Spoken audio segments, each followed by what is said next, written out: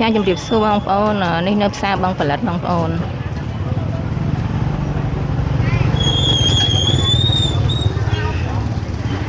មកទៀតហើយអងថ្ងៃនេះធ្វើការហ៎បាត់មកណាត់តែព្រោះហ្នឹងយើងកុំណាអត់ទេកុំនេះយកទៅដាក់ចូលនេះឲ្យម៉ាក់ចាប់វិញនំជើងជ្រូកលើនឹងត្រូវឯងចាំហើយហើយណាត់ណាស់ហើយបនគ្នាហ្នឹងមិនពីបនហើយហើយមិនតាញ់បោឲ្យថាបើយើងប្រាប់អញថាដាក់រាវដាក់អីណាមកថោវិញយ៉ាងអត់ថោពេកខាប់ម៉ែហូបបាយវិញយ៉ាងទៅខ្ញុំបងខ្ញុំទៅទិញមួយទៀតអូននេះឲ្យគេទិញបោតអត់តាមទៅចាក់តាមលេងខ្ញុំពេចដាក់លុយមកបាត់ហើយគុំណាស់ហ្នឹងដល់ហើយខ្ញុំធ្វើនំចាក់ពីពុំយកចាក់ពីពុំបញ្ញាប់យកមកដាក់វាម្ដងទៀតហើយហ្នឹងហើយកងពីអីពីអ៊ំបងអើយខ្ញុំធ្វើអត់បានចាក់នំនៅចឹងចាកងពីណាពីក្រូចដាក់ទៅវាក្រៀមហ៎ដាក់ទៅក្រៀមមកយកអត់នៅនំកងវាធ្វើមលាក់ពេកណាមួយអានេះមួយកូនកងមួយអានេះមួយក្រូចពីរណាអត់ពីដល់តែអាមួយហើយអីអត់បានទៅហៅមកអីហើយអត់តាន់កោតកោទៅអីហ្នឹងនៅលើមានតាតាំងដាក់មកផ្ទះមកណោះខ្ញុំទៅយកហ្នឹងទៅយកក្នុងប្រៃយកទៅទៀតបងនៅប្រៃមកទៅទៀតអមមិនអមអីអមចាយកបែរមកយកម៉ែហើយវាអត់ក្រមចាជើងជ្រូកនេះអានេះមិននៅប្រៃចាអានេះមិននៅប្រៃវាអត់លំគាត់ចង់បានប្រៃដែលដាក់បងដាក់អីមកទៅយើងដាក់ពីនេះទៅណាចាឥឡូវគេឲ្យយកនំក្រោយមកប៉វាហំពេកយកនំនោះជើងជ្រូកប្រព័ន្ធហើយអានេះលេអីគេអត់មានទេបងហើយគេតាមនេះអត់មានទេហើយរៀងសឲ្យគាត់ចង់បានអសចាដាក់ក្រៀមតិចអត់គាត់ចង់បានអសចាចាំតិចចាំមកចាអរគុណណាអ៊ំចាំតិចចាំយកទាំងអស់ណាបងខ្ញុំដាក់មកផ្លែសិនឥឡូវបងខ្ញុំដឹងយកអានេះហើយនឹងជាមួយអាកងកហ្នឹងពេញកងហ្នឹងហើយមកបងមួយហ្នឹងក៏lấyយកអានេះបើគាត់ទៅណាលេខ3ហ្នឹងទៅណាអាហ្នឹងគាត់យកបានពាន់ពីរដែរ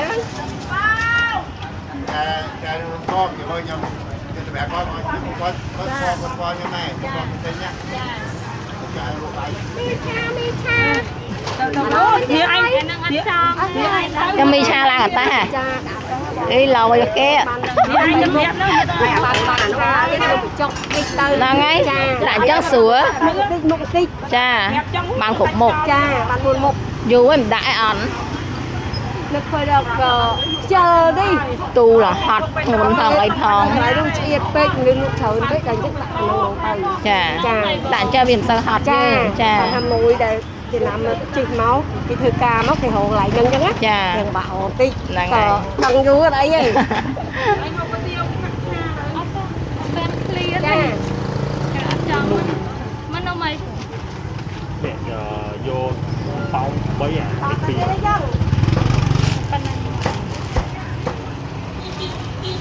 អនុក្នុងព្រួយអានេះទីបងតដល់គេបានតោវាចៀនហ្មងចាអីគេដាក់ទៅប៉ុណ្ណឹងរាល់ថ្ងៃហើយហ្នឹងហើយបើលើកមុនតលាយយើងតលាយប៉ុណ្ណឹងចាអត់3005បងបានគាត់ចិត្តបានណាចា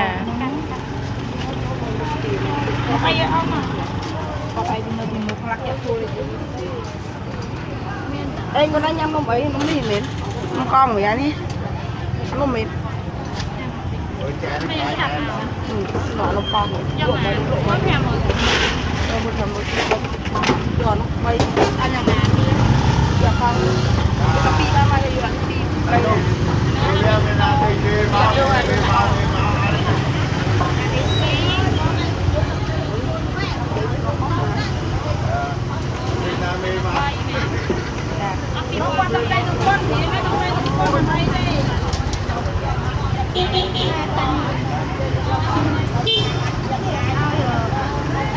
បងសូម3មកឲ្យនំក្រូច3មកអត់មាននេះកូនមកលុយនិយាយឲ្យបងវាដាក់ផ្លែទឹកបានហើយគេចា ចាំមកក្រៀម cái anh mới bị chân hiểm pom á អត់ចេញពុំ này ចុះវាតុនเหรอ cho bên tôm này hay này cái kia đúng đúng đúng thôi mình nhám thôi cái chân chưa chơi ấy bên nhảy cho anh mới chặt bị pom cho mình mang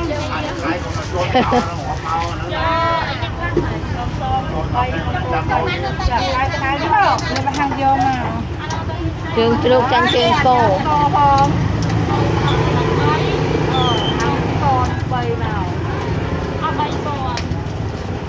Dia lihat pipom nak cai pe. ចា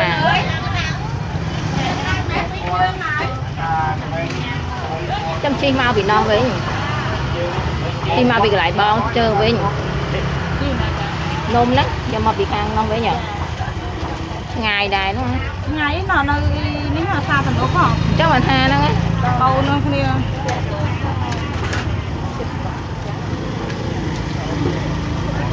Được không tay tao phải.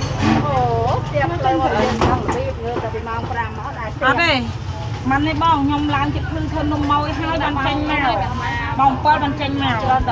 Chà, đây chân chanh là bồi tia đây. lại ដាក់ម៉ូយផងអីផង Mồi của dương là phải tua lấy mồi hoặc nam ấy nào. ចា Rồi còn mà đạm mồi nữa, ngược trong mong pi mong bay đó mà đo xa mong buôn á. ដល់សារលេលវឹង Này.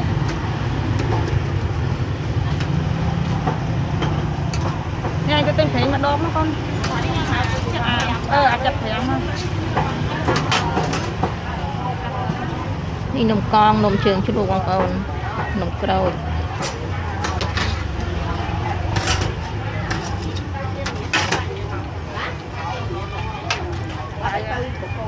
Việc việc phèn không nào nào. ហ្នឹងហើយ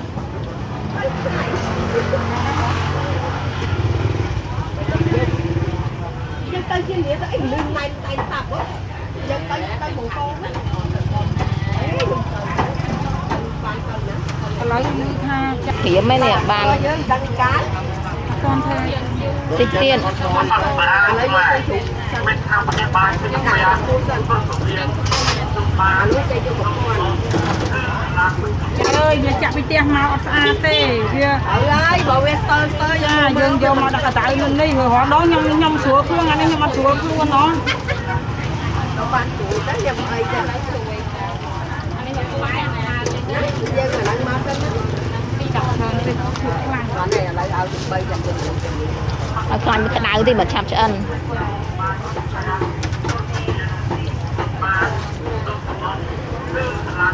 quả nó đang lấy phẳng Tại vì chụp lại nha.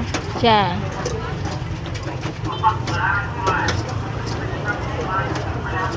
ឲ្យក្រៀមជាងនឹងតិចទៅ Vâng đấy chả. រឹងហ៎ចឹងមានទឹកបើចប់ហ្នឹងគឺ Động bờ sạch luôn một cái là xa nha. ស្រួលញ៉ាំនំហើយញ៉ាំទឹកបើហ្មង là ông lựa này hả? Nó nó thằng nó đi à? Thật thú ạ.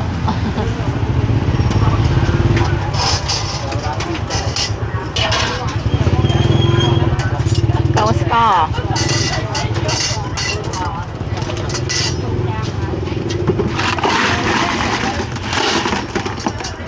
Coi chân mấy vậy mà cao má không?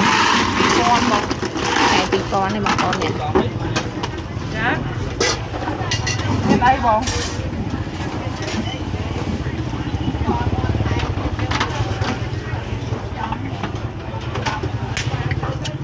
Hạt mà to mua mấy bạn đi.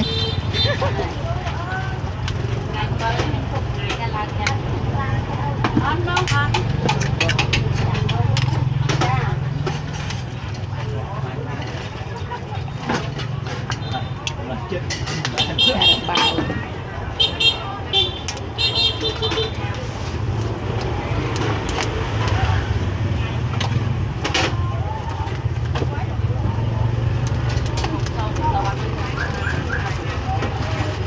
Mãi sẽ xù ra lấy tủ sạp kê thiệt.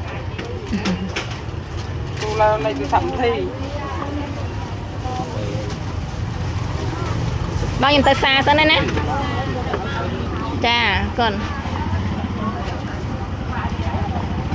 ui mà mày muốn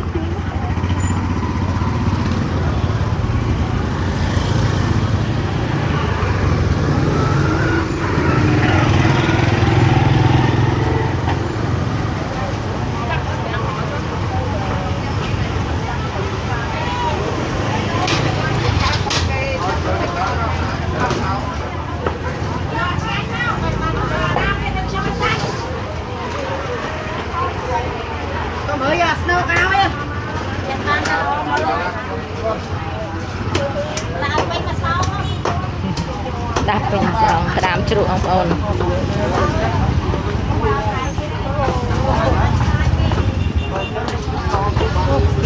ផ្ទះផ្លូវ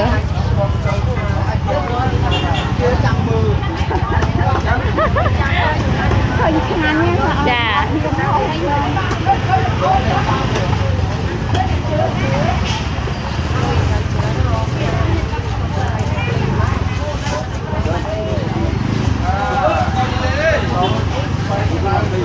តាមម៉ានអូន15,000ឯងបងប្អូនដាមជ្រក់15,000អូន15,000មក15,000ខ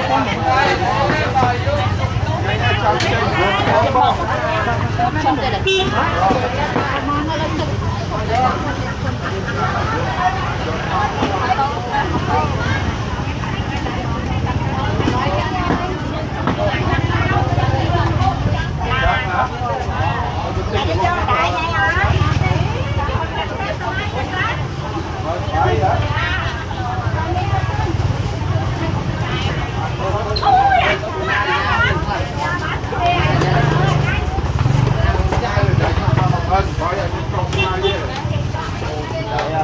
ធំល្អ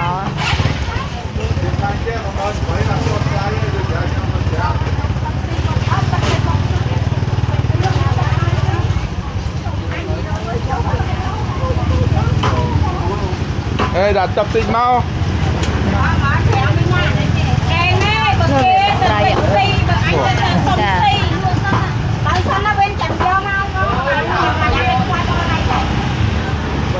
Để ai làm phải.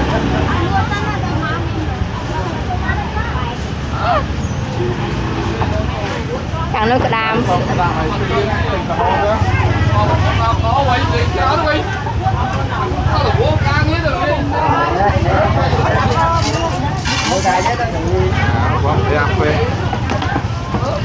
Vô giờ lần ai bà đợi đó. Ê, buồn chọn bàn chứ. Nó về vậy. Chà.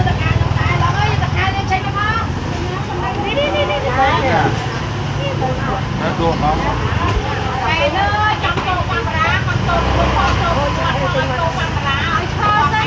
Ngồi kia mà. Áo nè. Anh bơi lên con đạp lúc mọt con áo nắng. Cô biết rồi mọt to chứ. Nhảy mu chọn tay đây cho luôn không?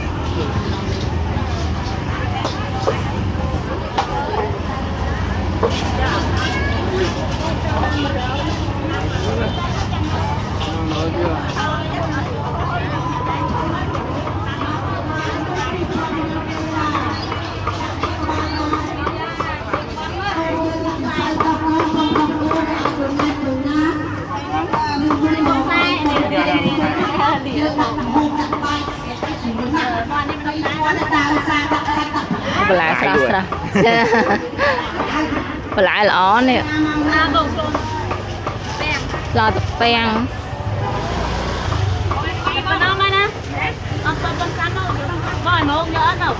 Nấu môi mà. Đi quan. Cao thẻ mấy con một bài rồi. Trai ơi. Con thẻm. Vậy con thẻm.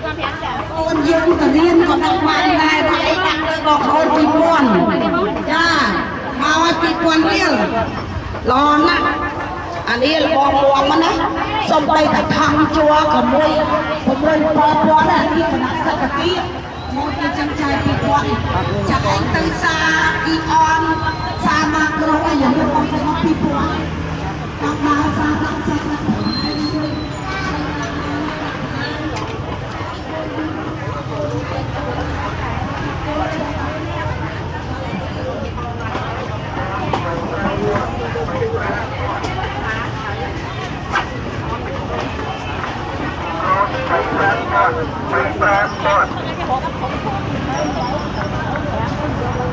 Fruit bay pram pon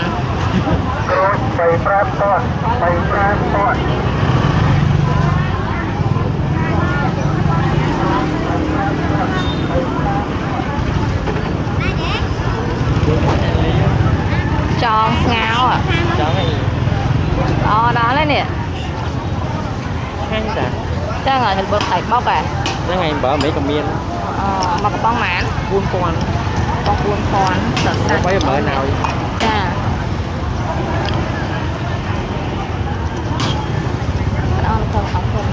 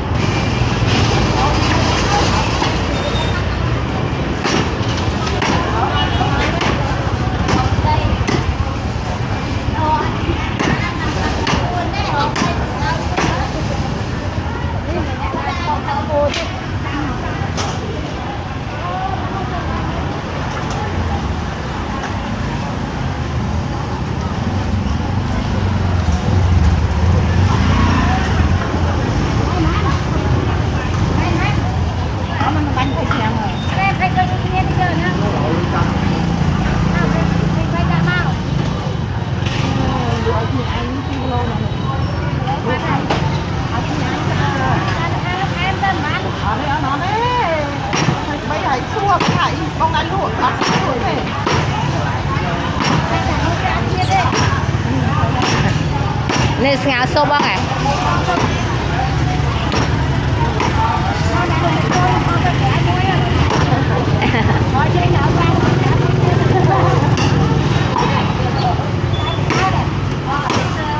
ngáo sụp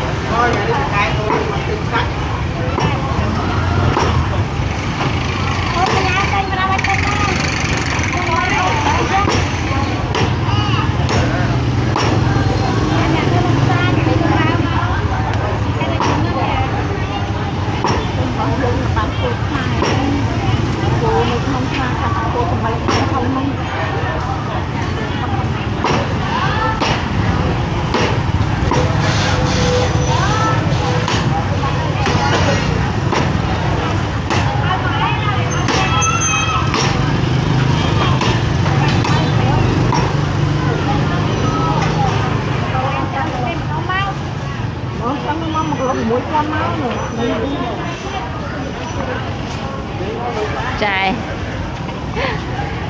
mua hình đó còn tên hao nhỉ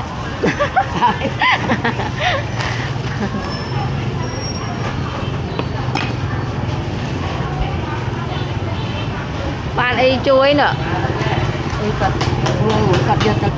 y lựa là lại ở xây ní nó ngay rồi muốn tên là y đá nè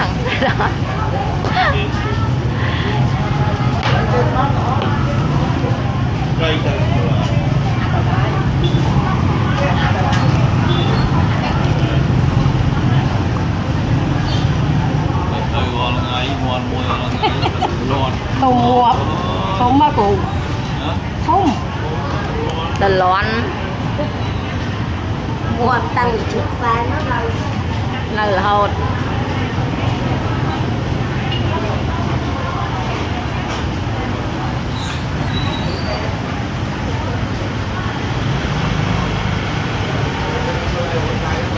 con ai chào ta chỉ có cái này tao chắc ma đúng không hả ma con nào ấy gió đâu được đâu xa chà một lúc đất đâu xa chà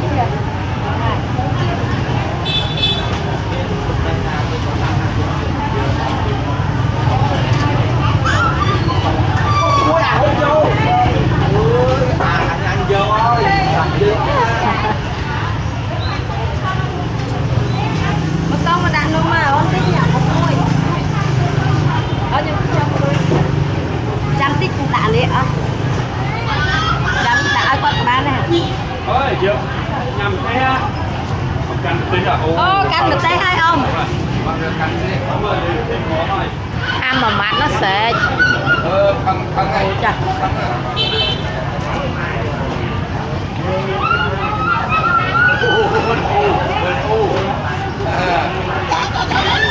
Bạn mua ở ngặt té hay Vâng. Mà ngại xế. thì tiết bạn mùi tiết đấy. Bạn mùi tiết sấy chứ nàng mùi tiết má mồm. Ôi ngạp.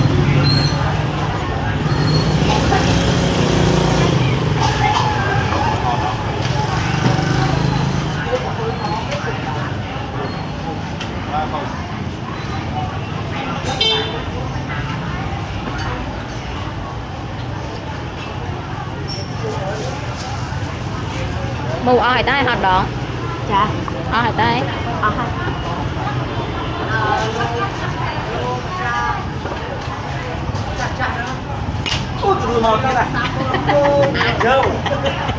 Nè con phải nhà. Nhanh được không? Rồi.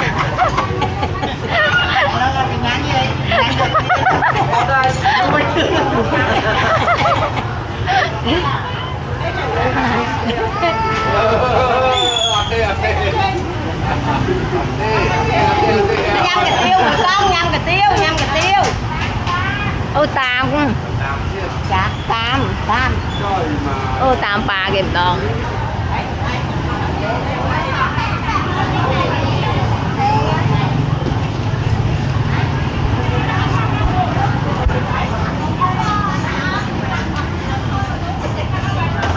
Mà nó người ta la từ lúa thiệt.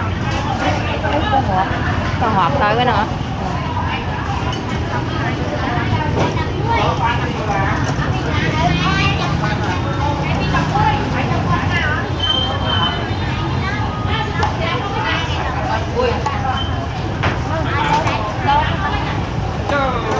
Miếng lấy nước sôi đó.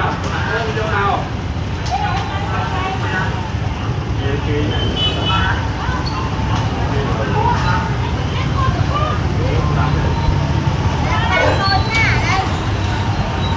Dạ mới khơi. Nó sẽ zoom lên khơi trên mặt vậy mau xa đó lên dạ. Tầng tóc nét đó. Quả đã thấy xa đó. Ở tập khơi trên trend đi thấy ở ba này. Năng. Ở ngoài trồng xoa đây hả? Cho chân san. Dạ, chỗ trên an.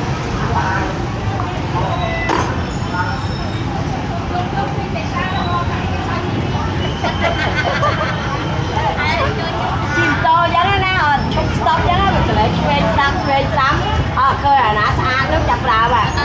Nhanh nè cái nhanh. Cái ăn khơi nó giống à. Nó giống à. Ôi Lục ơi. Mày mát. Lớn món. Giờ mơ thông đi tia đó. Bây giờ mơ là tao thì anh bà vậy gì. Đấy thì tới thì nhọt. Giờ mơ tao thì anh bà gì.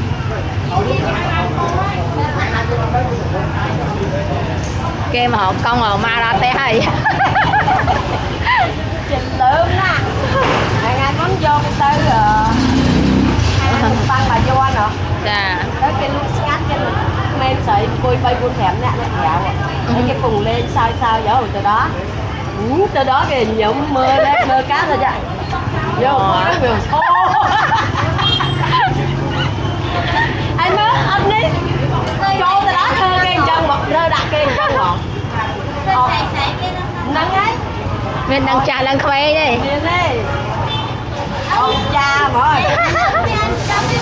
Nó bị sao vô sao. Vâng cái thằng bà Việt Đông thằng đang biết đó. Đâu bật ở đông ấy không?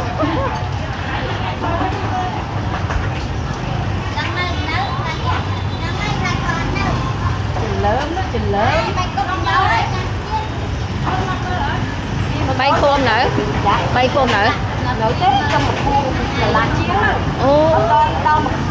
Thấy cha con đang ấy. Trời ơi là bay khôn cha. Nó bị an toàn chạy vậy không nè. Chà. Đó mà thật do nhá. Để ta biết viên nhọc cái trắng người ta nhảy nháy. Tích. Bao cái quán người ta tích á.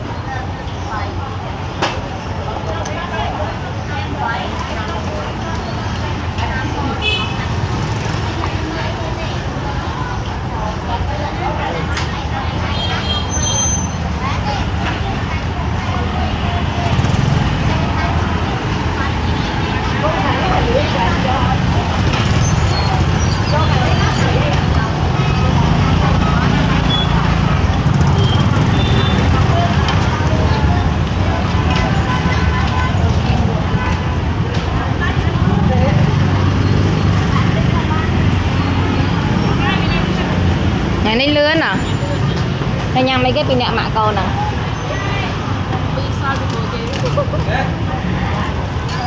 người ta ngay sai lực hai ăn lượng đâu lực hai à chẳng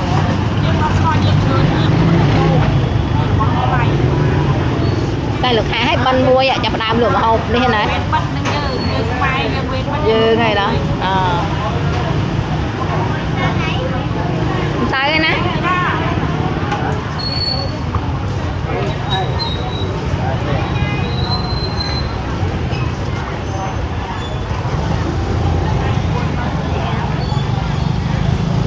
cơm nôm chặt sò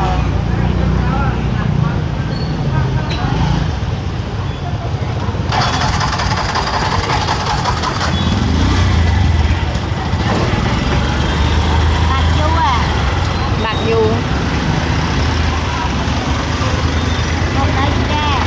du mau mà đó là mọi nè luôn cùng một về rám bằng tay na đây bạn này giờ nằm phôm thọ chặt cho phôm tập bao tiền để mấy con rồi quên dạ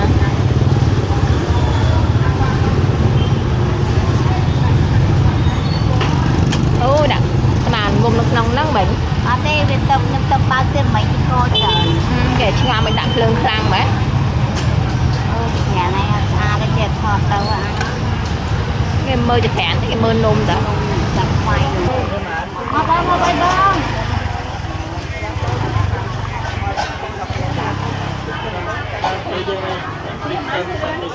còn tia không cái này một cái này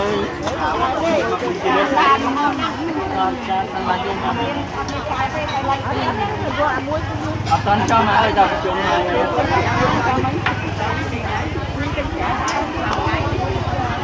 ba giờ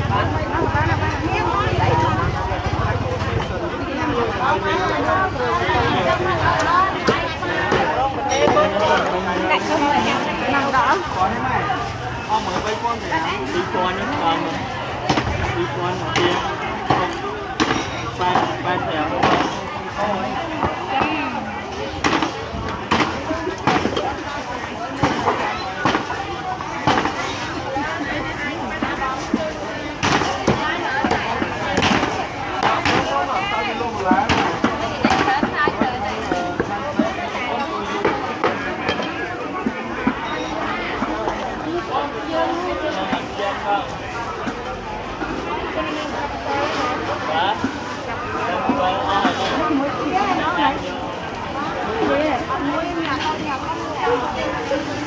anh đi bay thèm bán này đi tu chuyện kia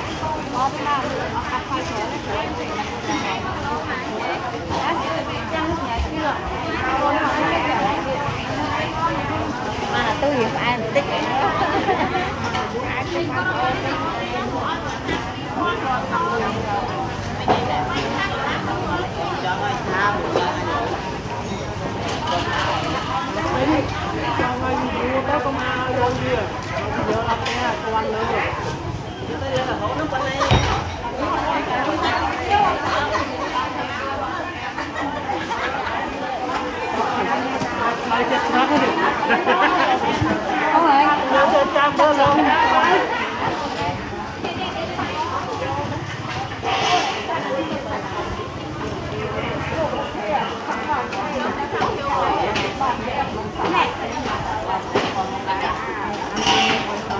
nó mà lâu mà nhé mẹ bay à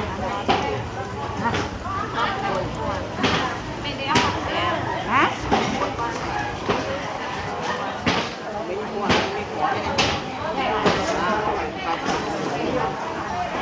khó cả bác mày lâu mà bay mà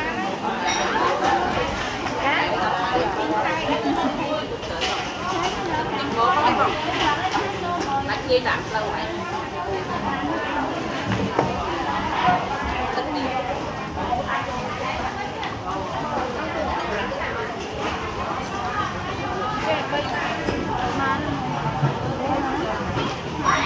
mà anh đi với hàng cái lỗ mà anh lỗ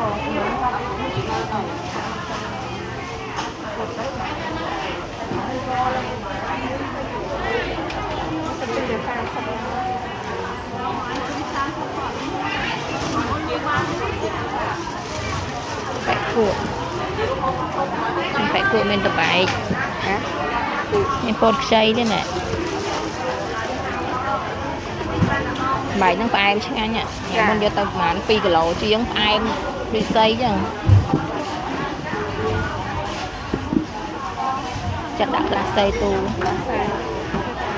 គឺទិញដែរអាក្រហម ចា តែអាក្រហមមានគ្រប់អត់ អានេះមានមួយស្រួលញ៉ាំ ជាប៉ុណ្នេះនេះយ៉ាលក់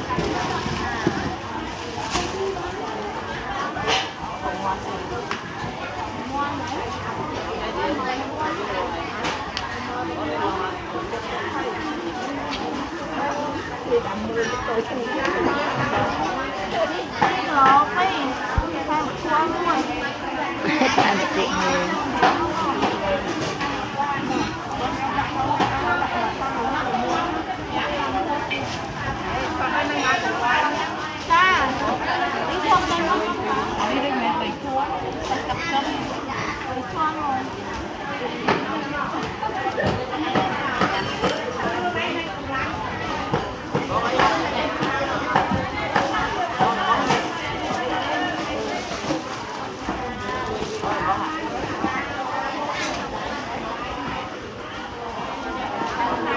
ដឹកស្វាយបងប្អូននេះ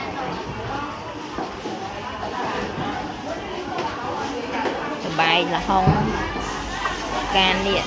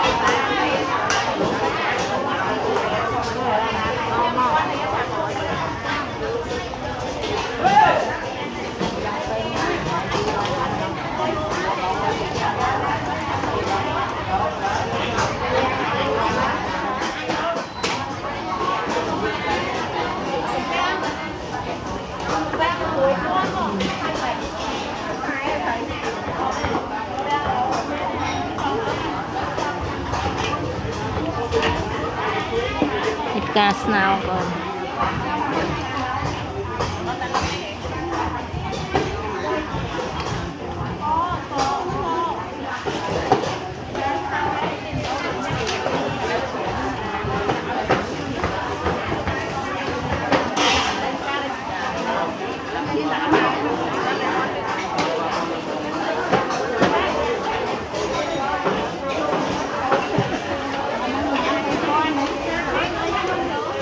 bằng dây đấy.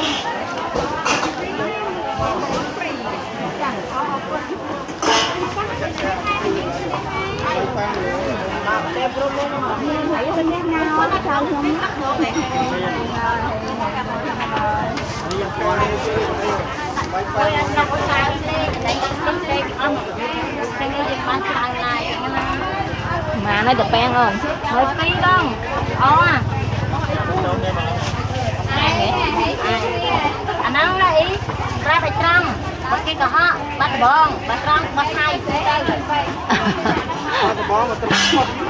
Cỏ họ bắt được bón này. Ai bắt bắt hai.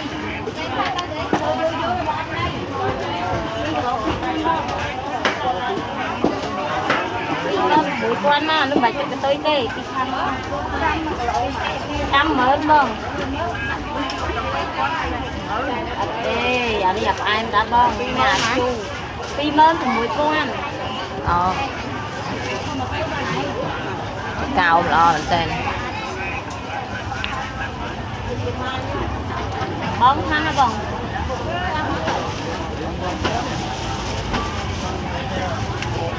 Bay ở luôn đi.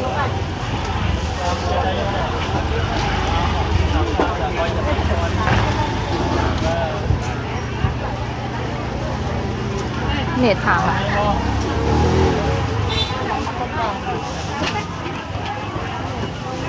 Tôi kia đem hơn. thử hai vậy ta nó có hàng chấm rồi nó kịch cái đây đó nha con lặt nha con bón mai cho bài con lọ bón sao mai ngày nó quỳ đó con này sao lấy nó sao mai tiền tới không cái lọ mình kia này cái đuôi lọ à tuổi ai dạ dạ